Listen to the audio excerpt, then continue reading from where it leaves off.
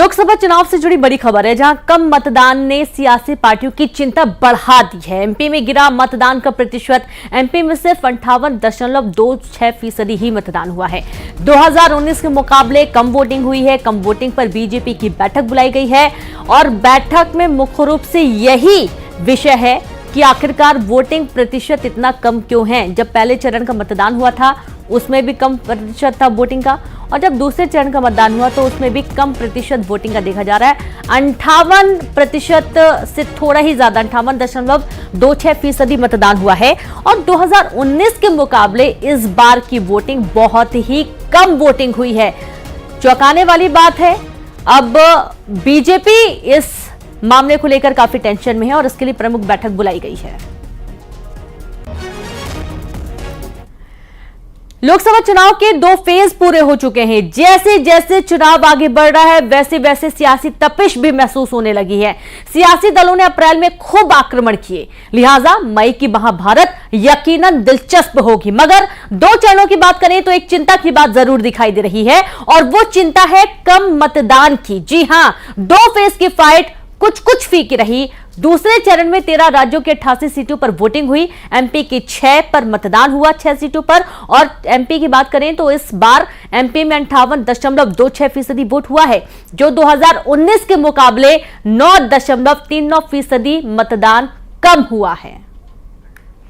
और ठीक इसी तरीके से आप बात करेंगे रीवा की, जहां रीवा में दूसरे चरण में 49.44% मतदान हुआ। 2019 के मुकाबले 10.89% कम मतदान रहा और 2019 में रीवा में 6.33% मतदान हुआ था। तो वहां सतना की भी बात करेंगे, क्योंकि सतना में ऐसी ही कुछ स्थिति देखने को मिल रही है। हालांकि अन्य लोकसभा क्षेत्रों की अपेक्षा यहां पर थोड़ी सी ठीक ठाक स्थिति है।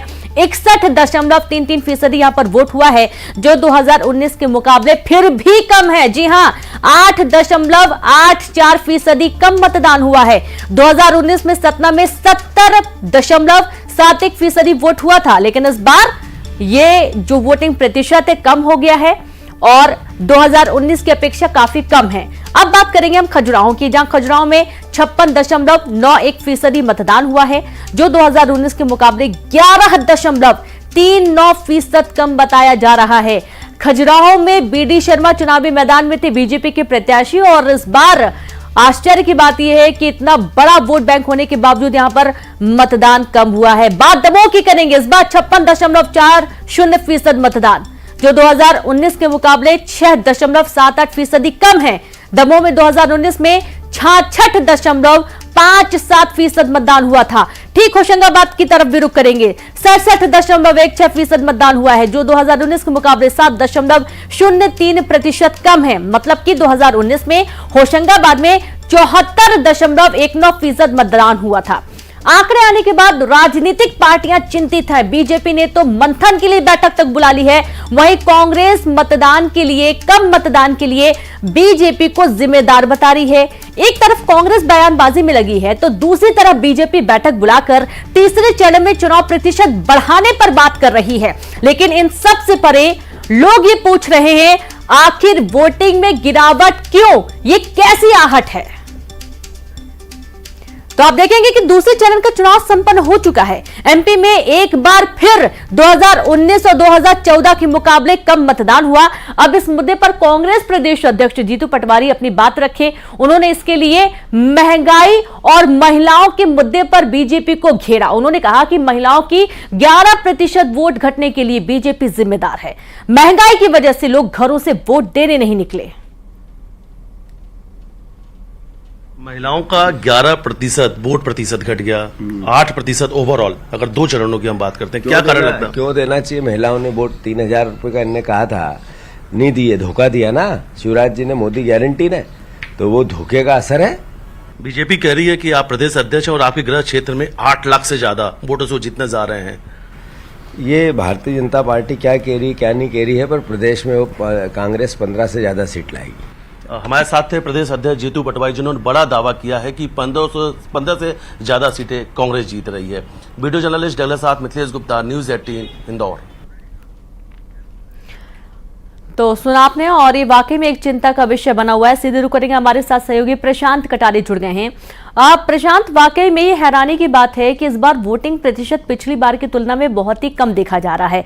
प्रत्येक लोकसभा सीटों का हम जिक्र करें तो जैसा कि कल 6 सीटों पर मतदान हुआ था और उस मतदान के बाद 2019 की वोटिंग के प्रतिशत के मुकाबले इस बार भी बहुत कम है।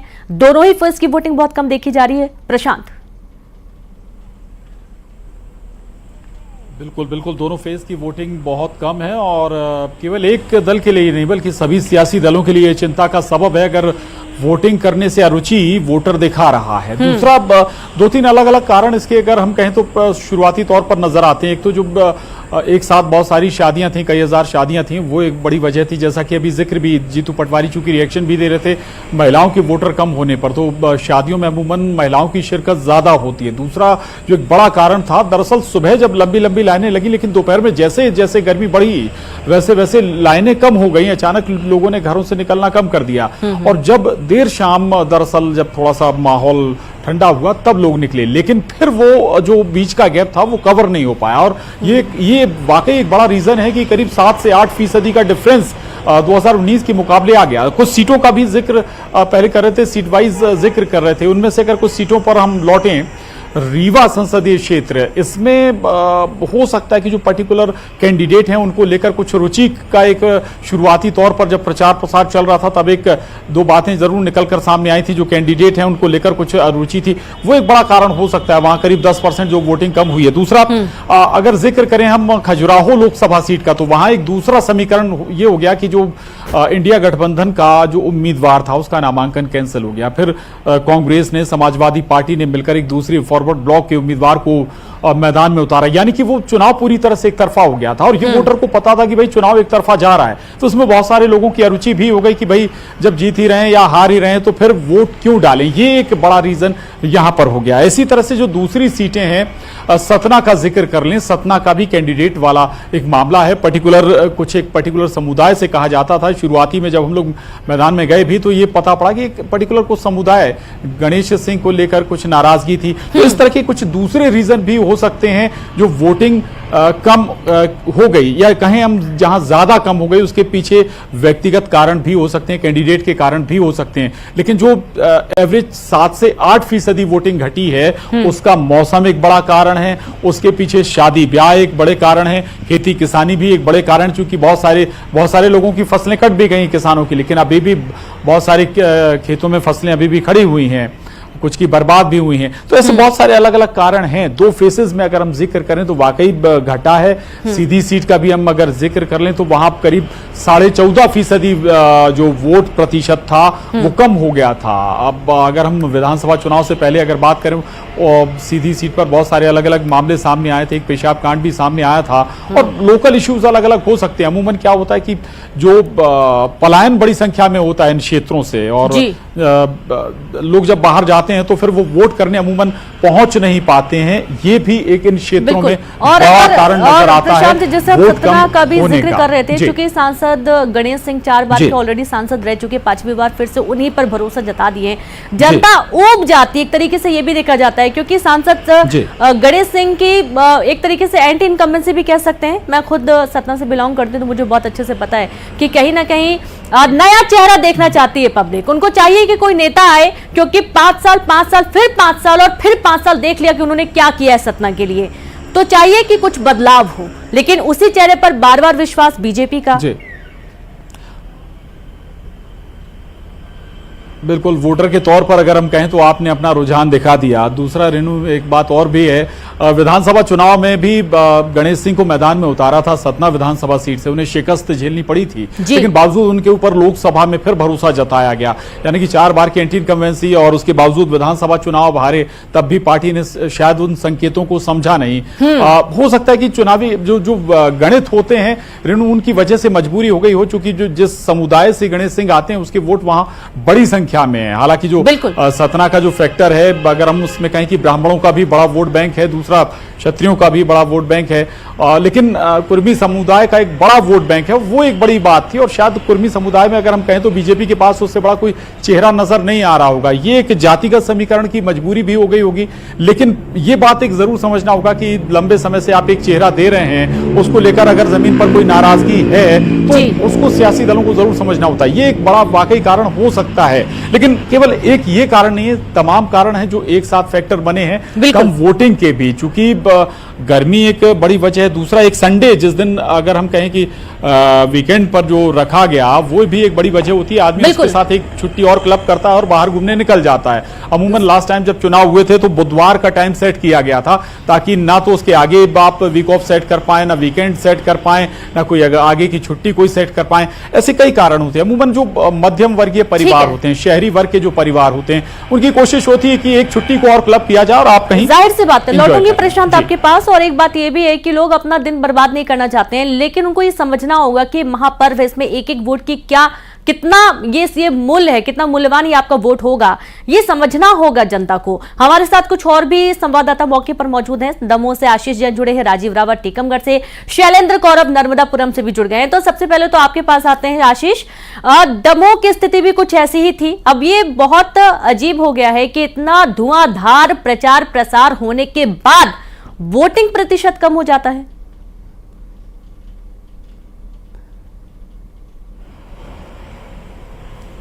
बीते जो 2019 का जो चुनाव था उससे काफ़ी कम रहा है और इससे कम मतदान को लेकर के अनेक तरह की वजह सामने आ रही हैं।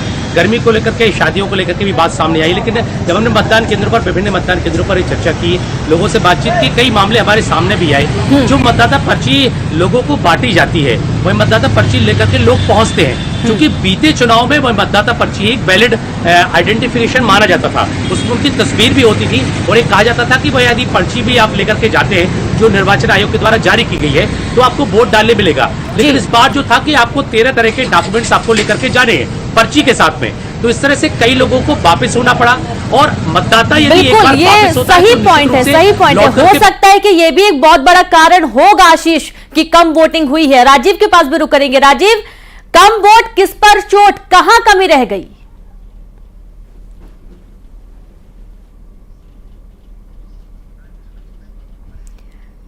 तो शायद राजीव नहीं सुन पा रहे हैं। होशंगाबाद का भी, नर्मदापुरम का रुक कर लेंगे। शैलेंद्र हमारे साथ जुड़े हैं। शैलेंद्र, कौन जिम्मेदार, कैसे, कहां जिम्मेदारी में कमी रह गई या कहां कौन सी कमी रह गई कि वोटिंग प्रतिशत बढ़ नहीं पाया, पिछले मुकाबले से और कम हो गया?